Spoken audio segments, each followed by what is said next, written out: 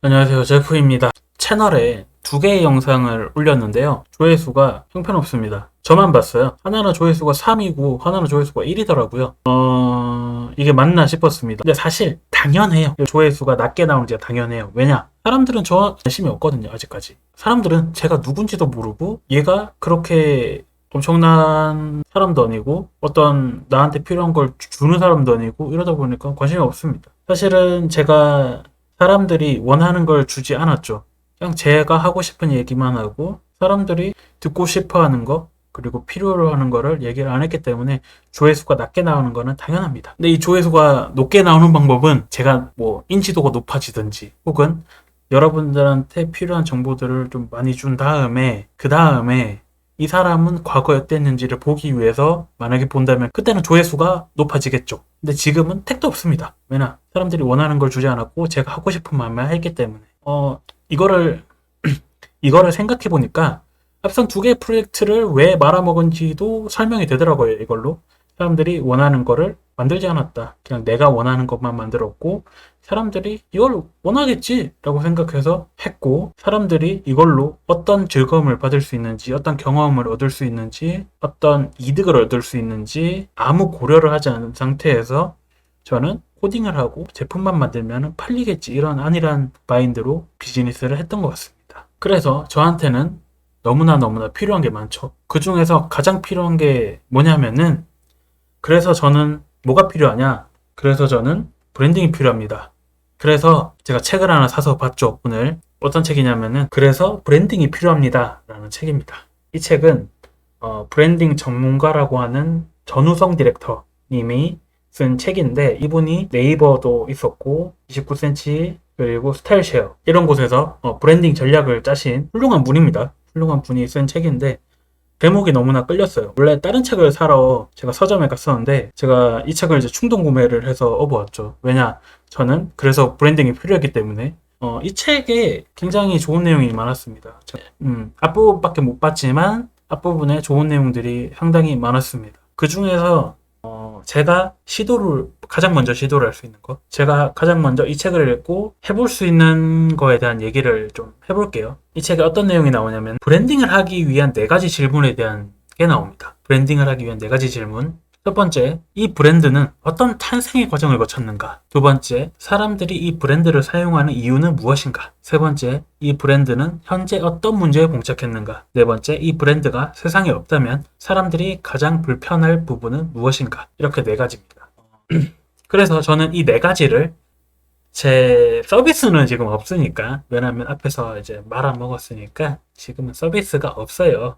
그래서 우리 회사 이름이 엡실론 델타거든요. 엡실론 델타에 요거를 한번 적용을 한번 해봤습니다. 이 질문 4가지에 대해서 엡실론 델타의 입장에서 답변을 해봤습니다. 자, 첫 번째 질문. 엡실론 델타는 어떤 탄생 과정을 거쳤는가는 앞선 두 영상에서 제가 열심히 말을 했습니다. 아무도 관심이 없었지만. 요약을 하자면은 2개의 프로젝트를 후루룩 말아먹었고, 첫 번째 프로젝트는 가치 투자 관련 서비스였고, 사람들이 너무 어려워했고 사람들이 관심이 없었고 타겟층과 제가 서비스의 방향이 서로 맞지 않았다라는 게 문제였고, 두 번째 서비스는 유료 기능을 추가를 하려고 했으나 사람들이 그 유료 기능을 굳이 돈 주고 쓰고 싶지 않다는 생각을 했었고, 그 이야기를 듣고 나서 유료 기능을 다 무료 기능으로 바꿨더니 수익 모델이 없어가지고 돈을 못 벌겠다 생각이 들어서, 그리고 경쟁 제품이 너무나 컨셉이 비슷한데 너무나 좋아서 접었다고 말씀을 드렸습니다. 그렇게 지금 현재 엡실론 델타는 브랜드를 이제 정립하려고, 회사 자체의 브랜드를 정립하려고 하는 단계인 거고, 서비스가 지금 없는 상태고 서비스를 이제 새로 프로젝트를 해야 되는 상황인 거고,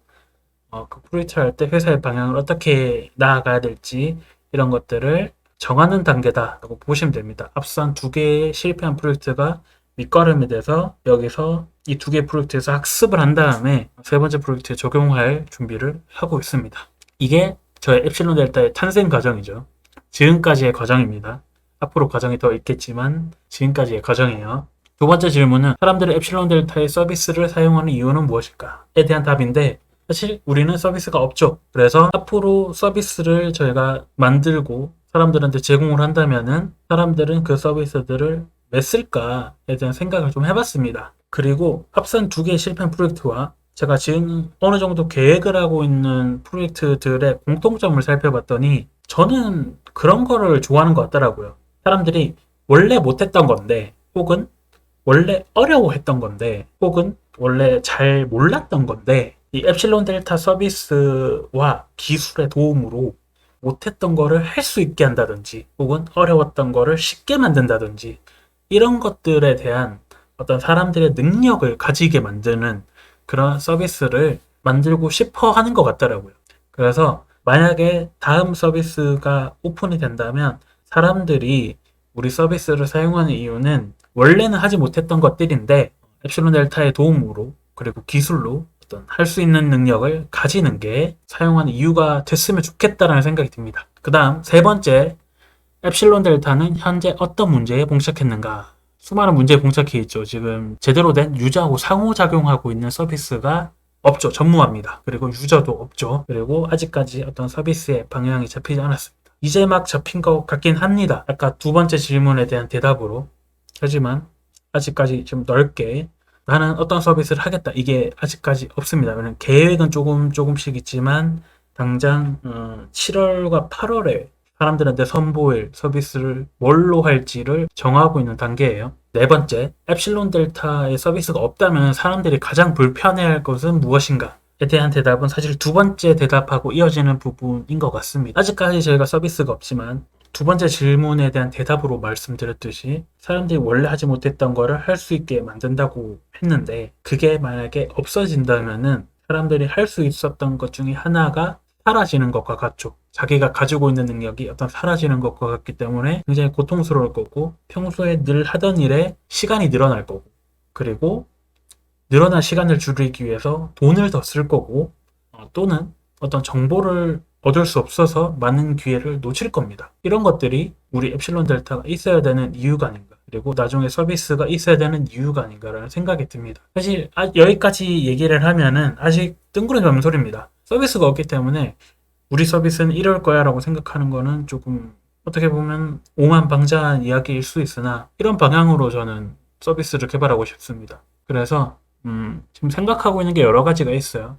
저는 AI 기술로 사람들이 못했던 것, 이때까지 못했던 것들을 할 수 있게 만들 수 있다고 생각을 하고 있기 때문에 생각하고 있는 게 여러 가지가 있습니다. 예를 들면 사람들이 이때까지 그림을 잘못 그렸다면 그 그림을 잘 그릴 수 있도록 도와준다든지 혹은 예를 들면 내가 회사 로고를 만들어야 되는데 이때까지는 크몬 같은 데 맡겼다면 더 훨씬 더 싼 비용으로 AI에게 로고를 만들 수 있게 한다든지 혹은 중국에서 떼오는 물건의 상세 페이지가 중국 업체에서 제공을 해주는데 그게 다 중국어로 돼 있어서 나는 일일이 번역을 해서 그거를 사진을 다시 찍어서 다시 한국인들을 위한 상세 페이지를 만드는데 중국에 있는 상세 페이지를 그대로 상세 페이지 이미지 안에 있는 텍스트를 바로 번역을 해서 그 이미지를 그대로 그려준다든지 이런 기능들이 있으면은 사람들이 못했던 거를 할 수 있게 만들 수 있지 않을까라는 생각이 듭니다. 그게 저희 엡실론 델타가 나아가야 될 방향이라고 생각을 하고요. 요 네 가지 질문에 대한 답을 했었는데